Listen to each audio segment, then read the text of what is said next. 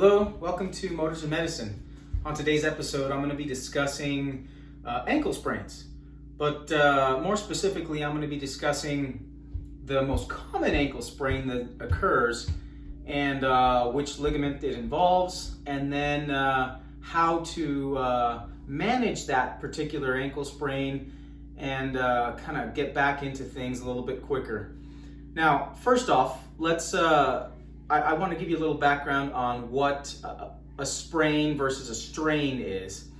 A lot of people seem to get this mixed up. So just to keep it simple, a sprain, by definition, is an injury to a ligament structure, and that ligament structure typically attaches one bone to another. That's simple. Now, a strain is an injury to a tendinous structure, and typically a tendon attaches muscle to a bone. So that's just kind of a quick background so you can kind of understand this a little bit better. Now, like I said, we're going to be talking about ankle sprains, and there are a number of ankle sprains that can occur from a number of different mechanisms. Typically, what I see, at least at my clinic on a daily basis, are what we call inversion ankle sprains. So I'm going to sit back here a little bit and kind of demonstrate the typical range of motion of the ankle. Pull up my pant leg. The ankle is a dynamic joint. You have dorsiflexion, plantar flexion, you have eversion and inversion, okay?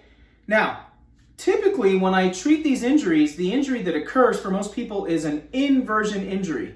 So the ankle is rotated inward and you fall down and twist in that fashion. Now, typically, this occurs when you are either running and you sidestep off to a different height from one plane to another, like let's say stepping off a curb. Or if you're running on a field, if you're an athlete and you step into a hole or something like that, typically the ankle will kind of roll inward. And that inward rolling motion causes not only an injury to the ligament structures around the ankle, which are all centered down low around the ankle joint itself, but also you tend to sustain injury to the tendinous structures that support and function to give strength to the ankle itself. And this muscle group is on the lateral side of the lower leg. So the leg itself, you've got three compartments. In the anterior compartment, you have muscles that move you into dorsiflexion. In the posterior compartment, the calf muscles and the soleus move you into plantar flexion.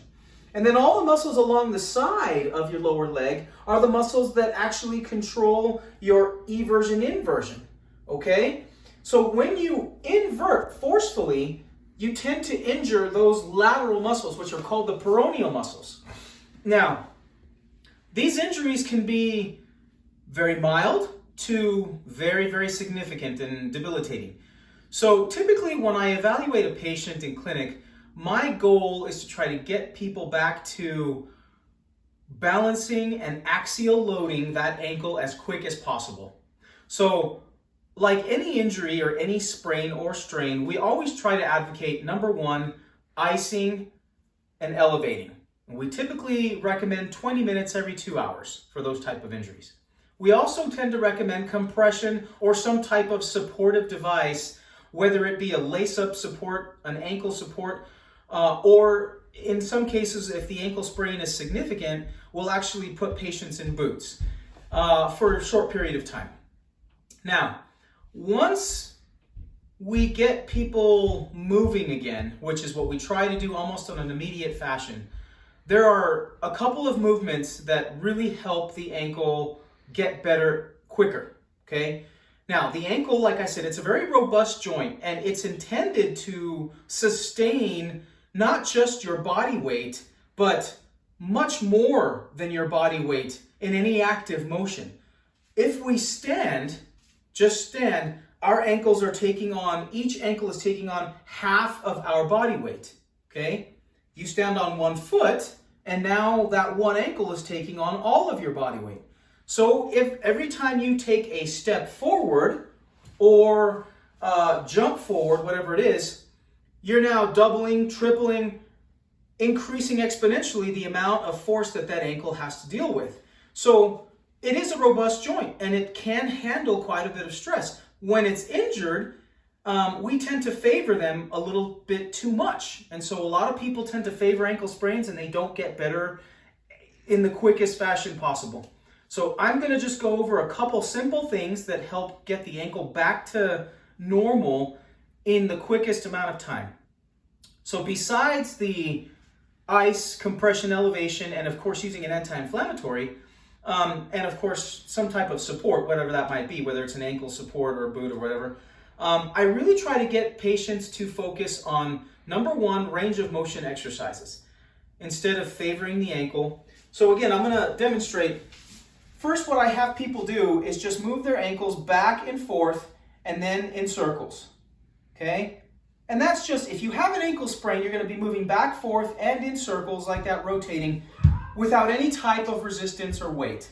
Then, once you've gotten more comfortable doing that, when you're, say, 2-3 days out from an ankle sprain, I actually tend to be fairly aggressive with giving people advice on how quickly to get their ankles back.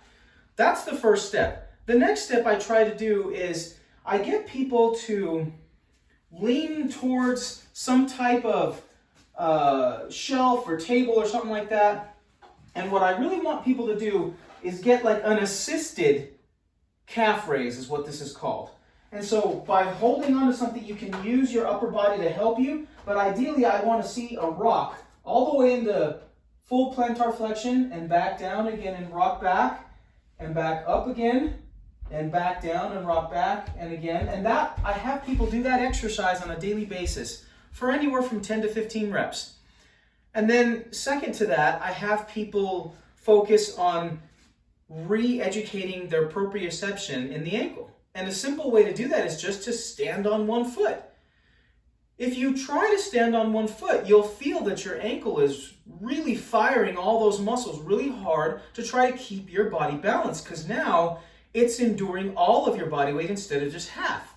And so it kind of takes a little bit, you kind of move around a bit, but when you have an injury to an ankle, you tend to fall all over the place. So the idea here is to try to stand near something that can give you a little extra support. And let's say it's the left ankle in this case that's injured. You step up onto the left ankle and occasionally give yourself a bit of support. But the idea is you're trying to retrain those proprioceptors down by the ankle to help get that connection reestablished.